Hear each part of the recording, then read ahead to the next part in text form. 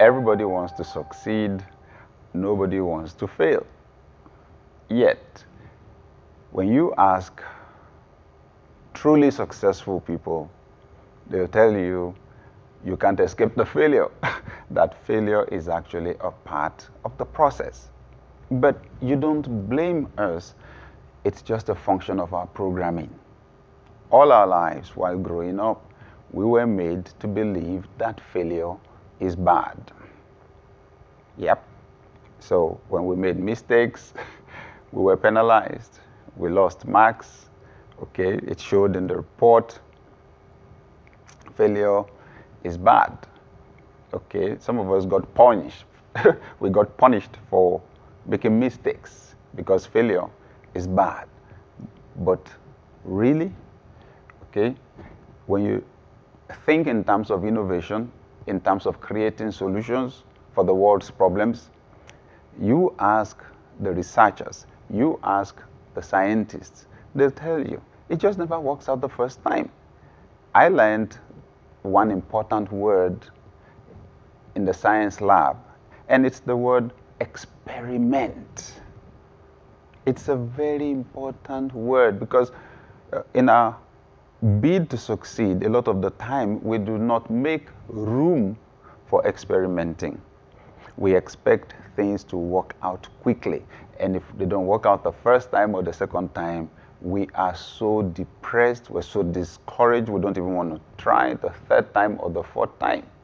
Yet, if it's experimenting, then it may take several times, and each time, of course, that it doesn't work out, you adjust something. That's it. That's it. See, I read the book, The Knowing Doing Gap, by two Stanford professors, FIFA and Sutton. And they said that from their research, they found out it's not every kind of knowledge that actually gives you the best results that you want to get. They said the knowledge gained from action, from acting on your goals, the knowledge gained, they said they found that to be the best form of knowledge. In other words, theoretical knowledge. If you acquire theoretical knowledge, the person that is teaching you or the person that wrote the book that you are reading is a theoretician or academician. The likelihood that applying that knowledge will give you the results you want is not high. If the person that is giving you the knowledge that you're acting on or that wrote the book, if the person did it, got results, and the person is now teaching you, they said that kind of knowledge is likely to produce very good results for you. I'm trying to make a point. Failure is one of the best learning experiences on this planet. Listen, the theory they teach you in class is one thing. Out there, where the rubber meets the road, it's different. And I should tell you, even as an entrepreneur starting your new business, okay, it's good the experts help you to draw up your business plan. When you hit the road, meet the first customer, it's almost likely you will need to, it won't work exactly the way you planned it in your business plan. You will have to adjust something. It's just the way life is. It's the way it works. Okay, so when you look at it then, failure is not as bad as we have made it to seem. Because we made it bad. When people fail, they are ashamed of themselves. It beats down on their self-esteem. Some people don't even want to try again. Yet they need to, because there is some virtue to their failure. What we need to adjust is our attitude. So I just want to say to you, I realize, yes, you're an adult now, you're facing real life now. Okay, so if you were ever made to believe that failure is altogether bad, I'm here to tell you today, it is not. there is a sense in which failure is very good if you will adjust your mindset. Many years ago, I read the story about Tom Watson, the founder of IBM, and how an engineer made a mistake. That mistake cost the company $600,000. So Tom Watson sent for the engineer. When the engineer showed up in his office, Tom said, "I'm sure you know why I called you." The engineer said, "Sure. To fire me, of course."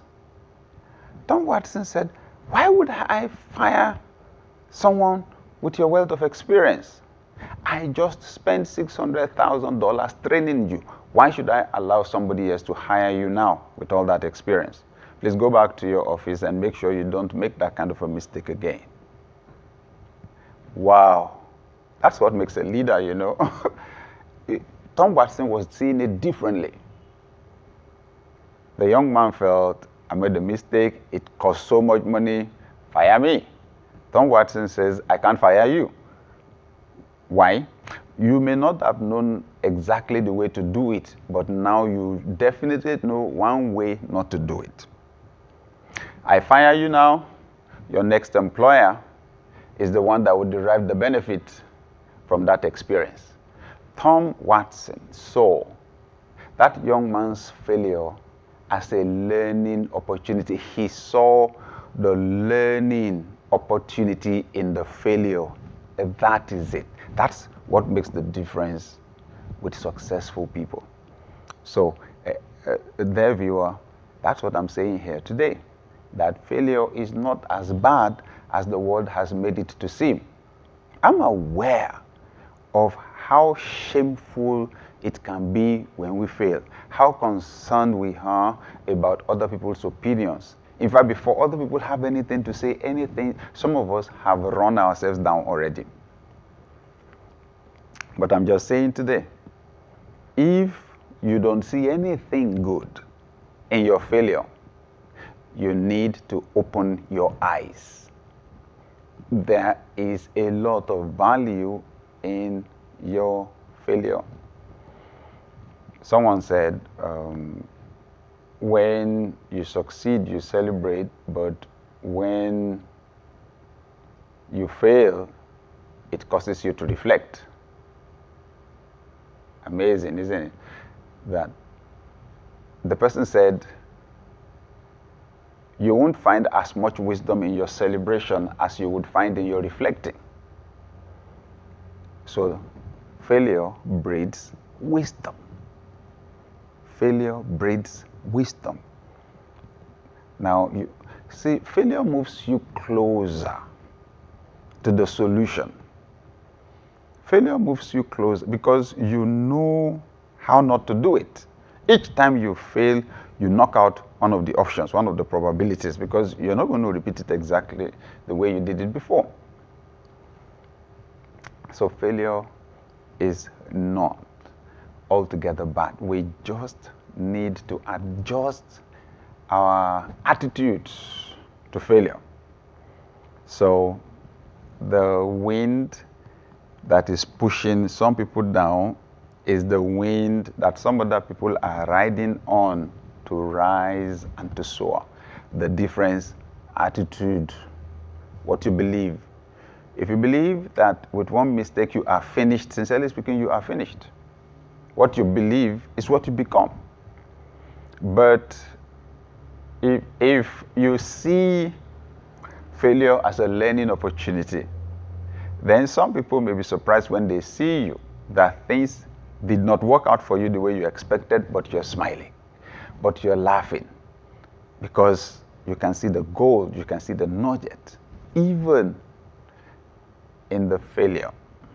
You want to increase your success rate, increase your failure rate. Okay? Increase the rejection rate. Increase the rate at which you hear no. You failed an examination. Maybe I've been a failure in marriage. I've been a financial failure. I've been a career failure. You're so concerned about how people see you because you made these terrible mistakes. That's fine. It's a normal human feeling.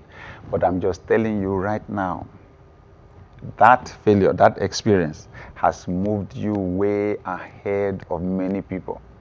Moved you way ahead in your knowledge of human beings, moved you way ahead of how to trust and how to not to trust people, put you way ahead in many areas. You've gained some experience. And it's from the failure. Okay? So let's change our beliefs about failure. That's it. I'm appealing to everyone. Let's change our beliefs about failure. Something changed my thinking many years ago when I discovered that there's a difference between failure as a person and failure as an event. Now that's powerful. There is a difference between failure as a person and failure as an event. Who you are on the inside is who you become on the outside. Your nature controls your future. You know, success is first within and then it is without. That you wrote an examination, it did not work out, you embarked on a project, it did not work out, you did not, or you ran out of money. That's an event. That is what happened.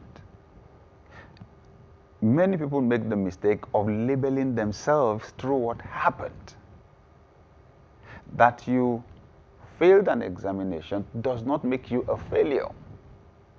Those are two separate things. That's not who you are. That is what you did. You've got to separate the two. Who you are, exactly what you did. What you did, sometimes we're liable to make mistakes in what we do. See? Don't label yourself by your failures. It's not worth it, because the failure is a temporary thing. It's a fleeting thing, okay? It's temporary. Label yourself by the real you, by the core you, okay? So in such a way that if you make a mistake with an event, the real you can come from the inside and dominate the situation and turn it around. There's a big difference between failure as a person and failure as an event.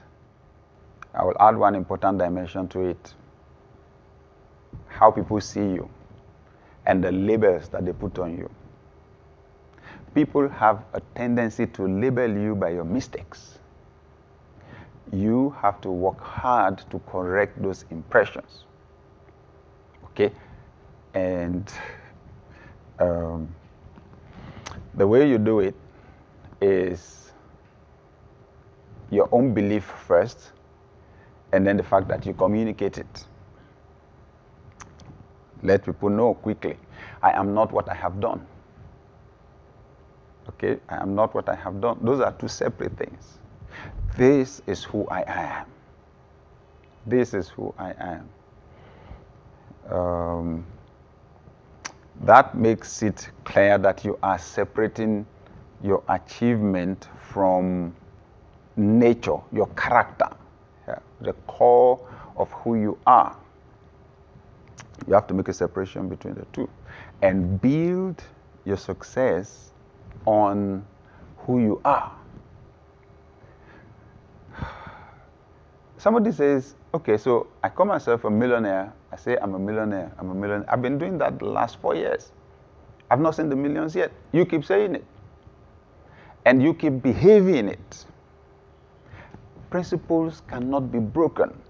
It is principles that have the power to break. You don't break them. It's sowing and reaping. Okay? So stay there. Stay with it. Stay with it. Develop capacity for persistence. Develop the capacity for persistence.